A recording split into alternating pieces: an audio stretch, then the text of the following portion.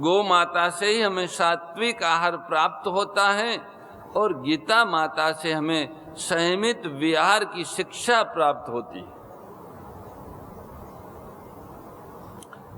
इसलिए भगवान कहते हैं कि जो गो और गीता का आश्रय नहीं लेते हैं, ऐसे आसुरी प्रकृति वाले मनुष्य ये समझते नहीं कि क्या करना और क्या नहीं करना, और शुद्धि को भी नहीं समझते हैं। शरीर की शुद्धि को भोजन कैसे करना, कुल्ला कैसे करना, सोच कैसे जाना, इतनी सी बातें भी नहीं समझते। बाहरी पवित्रता और शुद्धि को भी नहीं समझते, क्योंकि उनको ऐसी शिक्षा मिली नहीं, न परिवार से मिली, न विद्यालय से मिली, न पड़ोसी से मिली, न समाज से मिली, न शासन से मिली।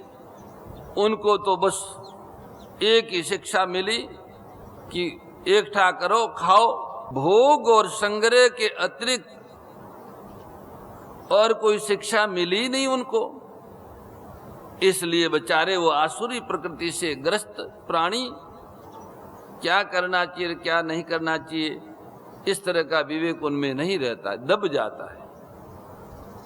बाहरी शुद्धि में भी वो नहीं समझते। देवों के देव महादेव की आत्म कल्याण तथा अखिल गौवंश के संरक्षण के लिए महा आराधना चल रही। उनमें पवित्रता और सात्विकता दोनों ही आवश्यक है। उनके लिए अर्पित किए हुए समस्त पदार्थ उनका स्वरूप है। भगवान को जो पदार्थ अर्पित करते हैं वो भगवत स्वरूप हो जाते हैं, चाहे वो तृण हो, चाहे पुष्प हो, चाहे जल हो, चाहे पति हो, वो भगवत स्वरूप हो जाते। तो उनका आदर सत्कार भगवान की तरह ही करना चाहिए। उदाहरणार्थ जैसे श्रावण मास में भगवान शिव को बेलव पत्र चढ़ाते हैं और वे बेलव पत्र प्रसाद के रूप में हमको प्राप्त होते हैं, तो वो हमें सिर पे धारण करने चाहिए, अच्छी तरह से चबा के उन्हें पा जाना चाहिए, प्रसाद है, अथवा पवित्र स्थान पे घर में रखना चाहिए। ये नहीं कि नीचे धर दे या इधर इधर छोड़ दे। अगर आपको कोई शिक्षा या संस्कार नहीं होगा तो ऐसा आप कर सकते हैं, ये आपकी गलती नहीं है। आप जिस परिवार से, जिस समाज से, जिस शासन से, जिस राष्ट्र से है, उनकी गलती है। जो मुखिया है उनकी गलती है, उन्होंने आपको शिक्षा और संस्कार दिया ही नहीं। आपके जो पुरोहित है, आपके जो गुरु है, आपके जो माता पिता है, आपके जो अभिभावक है, आपके समाज के जो अग्रगण्य है, उन्होंने आपको आपके कल्याण के लिए कोई संस्कार दिया ही नहीं। आप एक तरफ ईश्वर की आराधना करते हैं और दूसरी तरफ उन्हीं का निरादर करते हैं, फिर कहते हैं भगवान हमारे ऊपर कृपा करते ही नहीं। अरे आप कृपा लेना कहाँ चाहते हो? बाह्य शुद्धि, जो कुछ भगवान को अर्पित करें वो पवित्र है, भगवत स्वरूप है, उनका सत्कार और आदर होना चाहिए।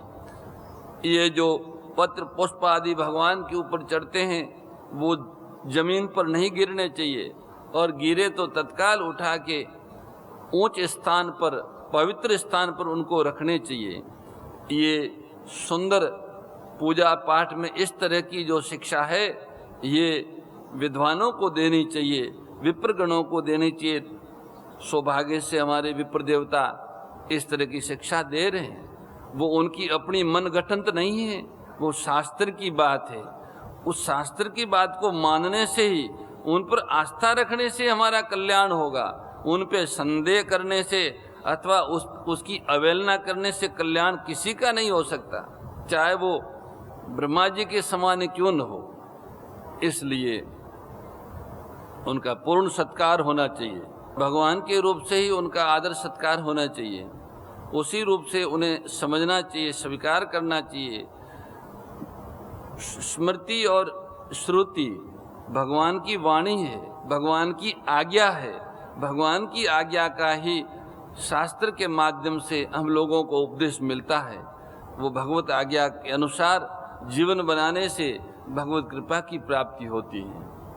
अतः बाह्य शुद्धि, बाहर सात्विक पवित्र जल से स्नान करना, जूठा हाथ न हो, शौच लघु शंका आदि जाएं तो हाथ धो के आवें, देवालय में जाएं, पूजा स्थल पे जाए अथवा सत्संग में जाए तो कम से कम पहले पंचांग शुद्धि करे, हाथ पांव और मुख ये पांचों अंग धो के फिर प्रवेश करे।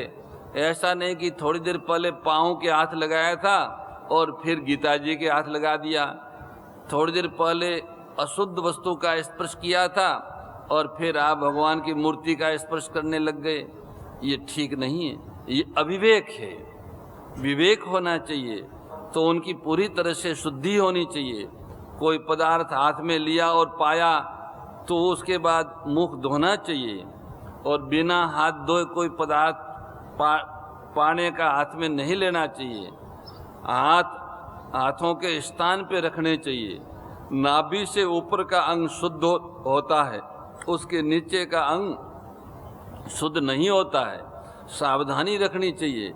इस तरह से भोजन में भी भोजन बनाते समय बोला न जाए और जिस जगह भोजन बना रहे हैं वहाँ जूठे बर्तन न हो। कोई ऐसे जीव जंतु भोजन बनाने के पदार्थों में गिरे नहीं।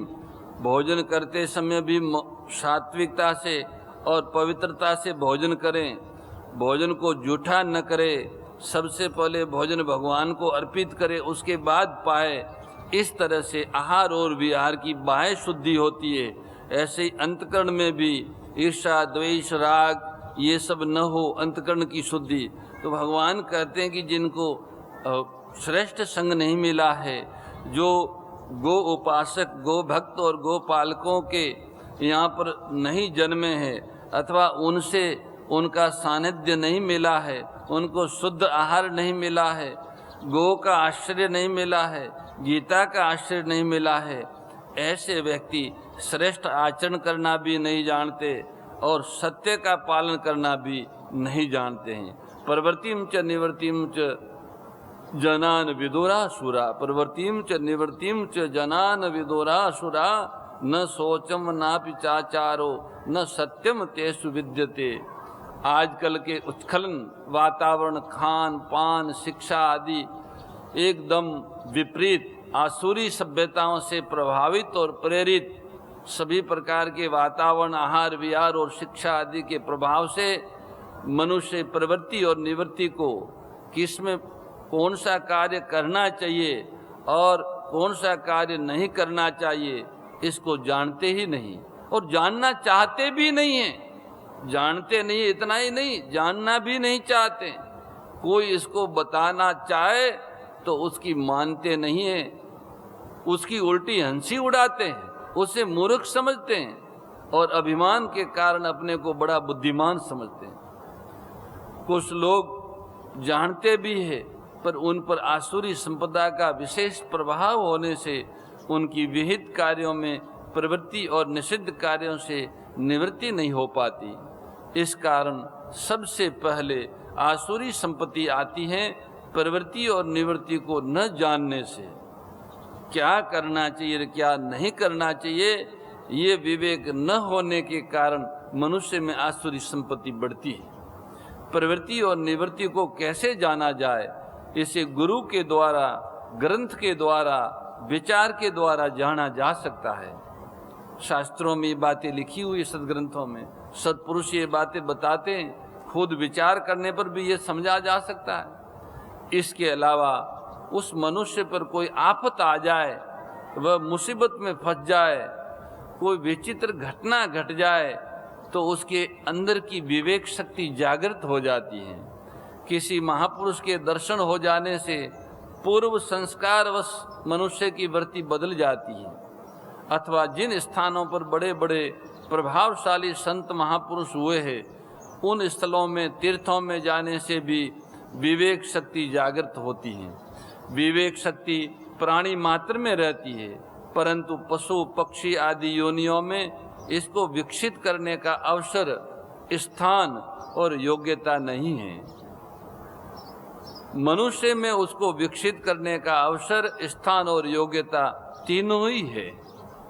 पशु पक्षी आदि में वो विवेक शक्ति केवल अपने शरीर निर्वाह तक ही सीमित रहती है, पर मनुष्य उस विवेक शक्ति से अपना और अपने परिवार तथा प्राणियों का भी पालन पोषण कर सकता है और दुर्गुण दुराचारों का त्याग करके सद्गुण सदाचारों को भी ला सकता है। मनुष्य इसमें सर्वथा स्वतंत्र है क्योंकि वो मनुष्य योनि साधन योनि है। पशु पक्षी इसमें स्वतंत्र नहीं है, कारण कि वे भोग योनि है। उसकी रचना सुख दुखों का भोग भोगने के लिए हुई है। मनुष्य की रचना सुख दुख का सदुपयोग करके परमानंद की प्राप्ति के लिए हुई है। जब मनुष्य की खाने पीने आदि में विशेष वृत्ति रहती है तब उनमें कर्तव्य अकर्तव्य का होश नहीं रहता। ऐसे मनुष्यों में पशुओं की तरह देवी संपत्ति छिपी हुई रहती है, सामने नहीं आती। ऐसे मनुष्यों के लिए भी भगवान ने जना पद दिया है। वे भी मनुष्य कहलाने लायक है क्योंकि उनमें देवी संपत्ति प्रकट हो सकती है। अवसर पाके और पुरुषार्थ से देवी शक्ति का विकास हो सकता है। इनमें भी कुछ विशेष बातें हैं, जैसे जना से लेकर नराधमान, आगे नराधमान शब्द आएगा इसी अध्याय के 19वें श्लोक में। 7वें श्लोक में मनुष्यों को भगवान ने जना कहा है। 16वें अध्याय के 7वें श्लोक में सभी प्रकार के मनुष्यों को, और इसी 16वें अध्याय के 19वें श्लोक में आसुरी संपत्ति से ग्रस्त मनुष्यों को अधम मनुष्य, अधम नर का नराधमान,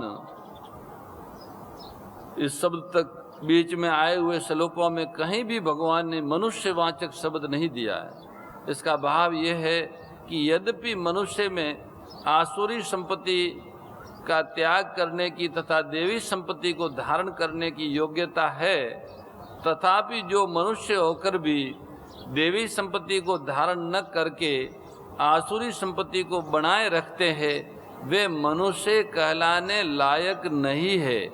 वे पशुओं से और नारकीय प्राणियों से भी गए बीते हैं, क्योंकि पशु और नारकीय प्राणी तो, नरक के प्राणी और पशु तो पापों का फल भोगकर शुद्ध हो रहे हैं, पवित्रता की तरफ ऊंचे आ रहे हैं, और ये मनुष्य, ये आसुर स्वभाव वाले मनुष्य जिस पुण्य से मनुष्य शरीर मिला है उसको नष्ट करके और यहाँ नए नए पाप इकट्ठे करके पशु पक्षी आदि योनियों तथा नरकों की तरफ जा रहे हैं। अतः उनकी योनियों तथा नरकों की तरफ जा रहे हैं, उनकी दुर्गति का वर्णन इस अध्याय के 16वें और 19वें श्लोक में भगवान ने किया है।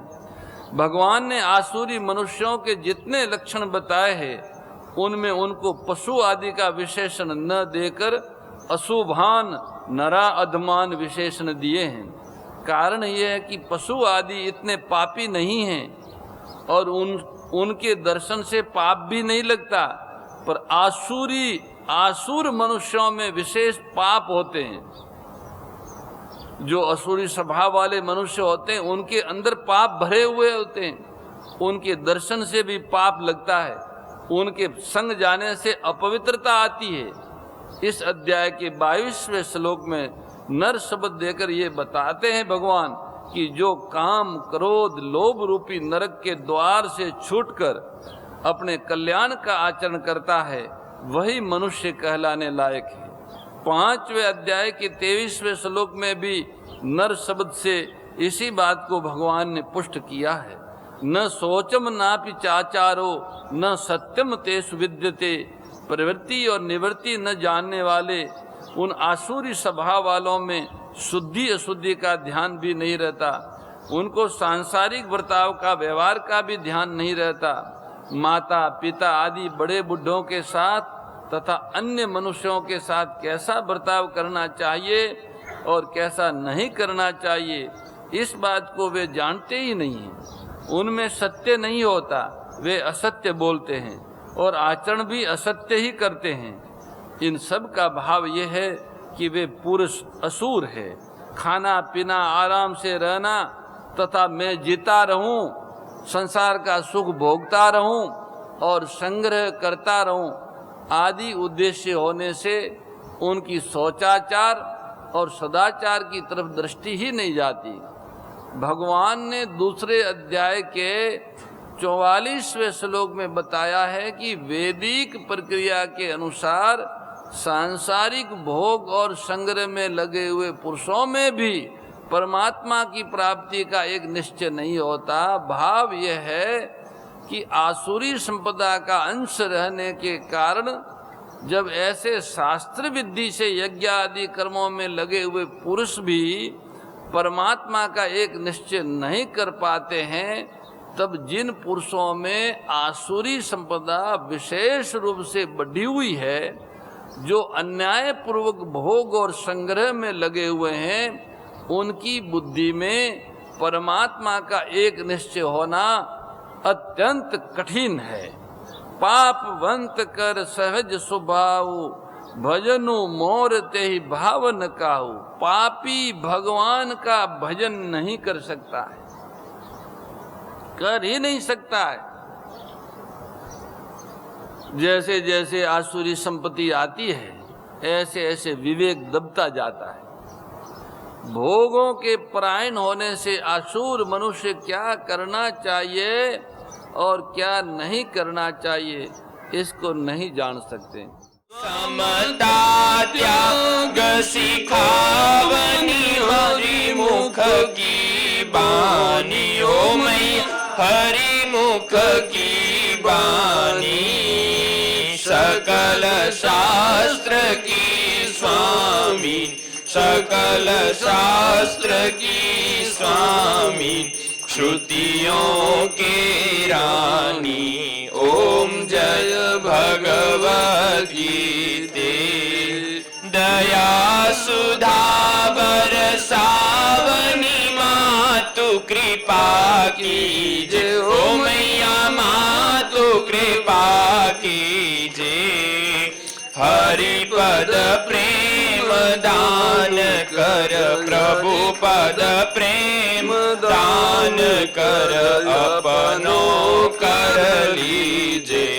ओम जय भगवद गीते, जय भगवद गीते। ओ मैया जय भगवद गीते। हरि कमल विहारिणी, प्रभु हिय कमल विहारिणी, सुंदर सुपुनीते। ओम जय भगवद गीते। गीता माता की जय।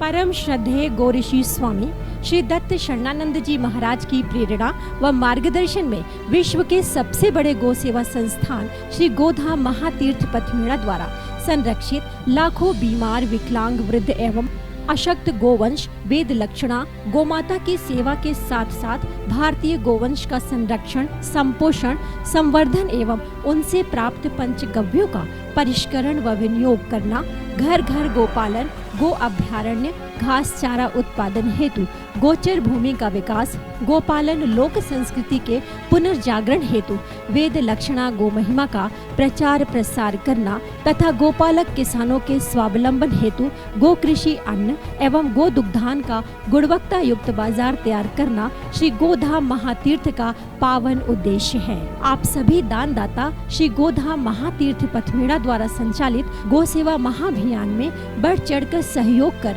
लाखों बीमार, विकलांग, वृद्ध एवं अशक्त गोवंश के गोग्रास सेवा हेतु श्री गोधाम महातीर्थ पथमेड़ा लोक पुण्यार्थ न्यास के बैंक ऑफ बड़ौदा खाता संख्या 084901000238827 IFSC कोड BARB 0 ASHRAM शाखा आश्रम रोड अहमदाबाद में गोग्रास सेवा निमित्त जमा कर सकते हैं। अधिक जानकारी के लिए संपर्क करें 7742093179 7665059999 7073000151।